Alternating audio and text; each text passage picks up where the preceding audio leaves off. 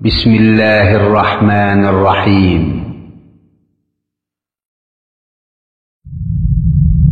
مكتب التعاون للدعوة والإرشاد وتوعية الجاليات بالدمام. ربنا إني أسكنت من ذريتي بواد غير ذي زرع عند بيتك المحرم ربنا ليقيموا الصلاة فاجعل أفئدة من الناس تهوي إليهم وارزقهم من الثمرات لعلهم يشكرون ما سلككم في سقر قالوا لم نك من المصلين. السلام عليكم ورحمة الله وبركاته. إن الحمد لله نحمده ونستعينه ونستغفره ونعوذ بالله من شرور أنفسنا ومن سيئات أعمالنا من يهده الله فلا مضل له ومن يضلله فلا هادي له وأشهد أن لا إله إلا الله وحده لا شريك له وأشهد أن محمدا عبده ورسوله. يا أيها الذين آمنوا اتقوا الله حق تقاته ولا تموتن إلا وأنتم مسلمون. يا أيها الناس اتقوا ربكم الذي خلقكم من نفس واحدة وخلق منها زوجها وبث منهما رجالا كثيرا ونساء واتقوا الله الذي تساءلون به والأرحام إن الله كان عليكم رقيبا.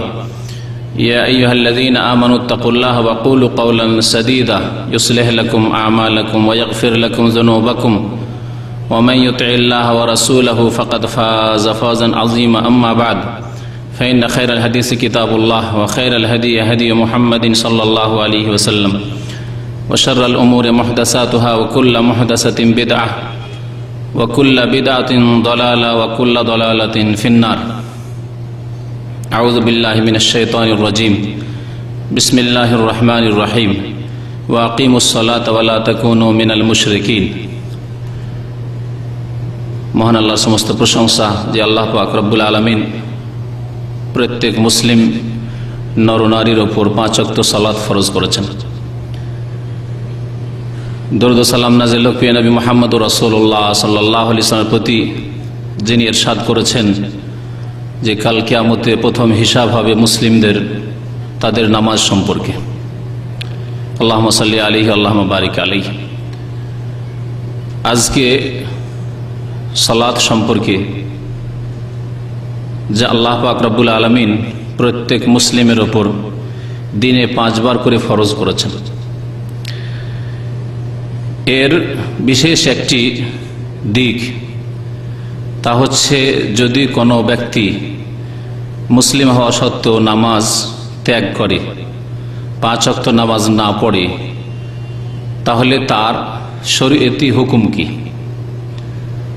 তার বিধান শরীয়তে কি, সে মুসলিম থাকবে না থাকবে না, ইহকালের বিধান এবং পরকালের বিধান।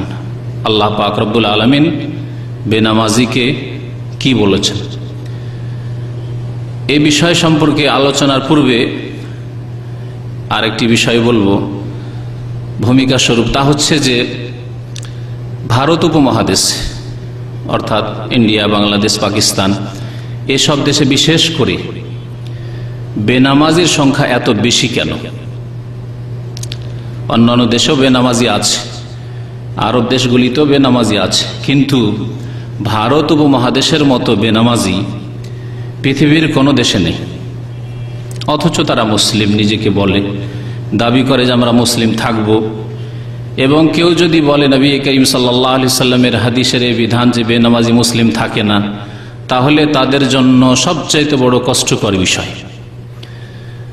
তো এই বেনামাজির সংখ্যা আমাদের দেশগুলিতে বেশি কেন? এর উত্তর বেশ কিছু রয়েছে, বা এর কারণ বেশ কয়েকটি রয়েছে। কয়েকটি কারণ উল্লেখ করব। তার আগে যে আয়াতটি শুরুতে পাঠ করেছি সূরা রুমের আয়াত নম্বর 31, সে আয়াত দিয়ে শুরু করি। আল্লাহ পাক রব্বুল আলামিন সেই আয়াতে ইরশাদ করেছেন, ওয়া আকিমুস সালাতা ওয়া লা তাকুনু মিনাল মুশরিকিন। তোমরা সালাত কায়েম করো, নামাজ প্রতিষ্ঠা করো, নামাজ পড়ো এবং মুশরিকদের দলভুক্ত হয়ে যেও না। অর্থাৎ নামাজ না কায়েম করলে, সালাত প্রতিষ্ঠা না করলে মুশরিকদের অন্তর্ভুক্ত হবে। এ হচ্ছে আল্লাহ পাক রব্বুল আলামিনের বাণী, কোরআনে কারীমের স্পষ্ট। বেনামাজির সংখ্যা কত এ সম্পর্কে যদি জানতে হয় তো একটি পরিসংখ্যানের কথা উল্লেখ করা হয়েছে। একটি কিতাবে আমাদের এক ভাই উল্লেখ করেছেন যে বাংলাদেশে যে ইসলামিক ফাউন্ডেশন রয়েছে তার বিশেষ এক প্রফেসর সেই পরিসংখ্যান পেশ করেছেন সেই ইসলামিক ফাউন্ডেশনে, যে বাংলাদেশে বেনামাজির সংখ্যা, অর্থাৎ 5 ওয়াক্ত নামাজি যারা তারাই হচ্ছে নামাজি, আর যারা 5 ওয়াক্ত নামাজি নয় তারা বিভিন্ন ভাবে বিভক্ত। কেউ ঈদ পড়া মুসলমান, 2 ঈদ বছরে পড়ে, কেউ জুমা পড়ে, কেউ 1 ওয়াক্ত 2 ওয়াক্ত পড়ে, যখন যেমন ফুরসত হয়। কোনো সপ্তাহে পড়লো ভালো করে, কোনো সপ্তাহে পড়লো না, কোনো দিন 3 ওয়াক্ত, কোনো দিন 4 ওয়াক্ত, কোনো দিন 1 ওয়াক্ত, এইরকম। এরা সকলেই কিন্তু বেনামাজি, এরা সকলেই বেনামাজি। এই বিষয়টি সময় থাকলে আরো ভালো করে স্পষ্ট করব কেন বেনামাজি। কারণ আল্লাহ পাক রব্বুল আলামিন যেখানেই ফরজ করেছেন 5 ওয়াক্ত নামাজ ফরজ করেছেন।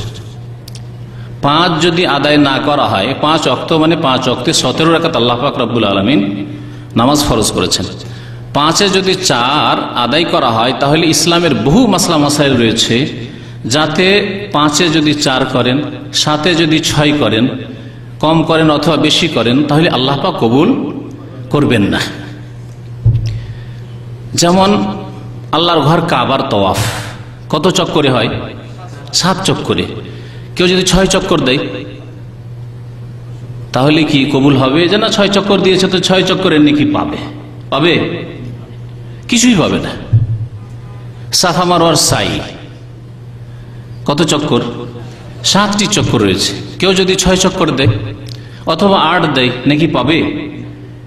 8 দিলে বিদআত হবে, সেজন্য কবুল হবে না। আর 7-এর জায়গায় 6 দিলে আল্লাহ পাক যেহেতু 7 ফরজ করেছেন, সুতরাং 6 কবুল হবে না, কিছুই নাকি পাবে না। এইরকমই মনে রাখবেন একেবারে 5 ওয়াক্ত নামাজ। নবী করিম সাল্লাল্লাহু আলাইহি সাল্লামকে যখনই কোনো ব্যক্তি জিজ্ঞাসা করেছেন যে নামাজ সম্পর্কে আল্লাহ পাক কি ফরজ করেছেন, তখন তিনি কি বলেছেন? 5 সালাওয়াতিন, 5 ওয়াক্ত নামাজ, 5 ওয়াক্ত নামাজ। এবং সাহাবায়ে কেরামদের জীবনে কোন একজন সাহাবী 1,24,000 সাহাবায়ে কেরামের বেশি সংখ্যা তাদের। শুধু হজে নবী করিম সাল্লাল্লাহু আলাইহি ওয়াসাল্লামের সাথে বিদায় হজে ছিলেন 1,24,000-এর বেশি। তাহলে অনেকে মাজুর ছিলেন যারা হজে যেতে পারেননি, নারী পুরুষ।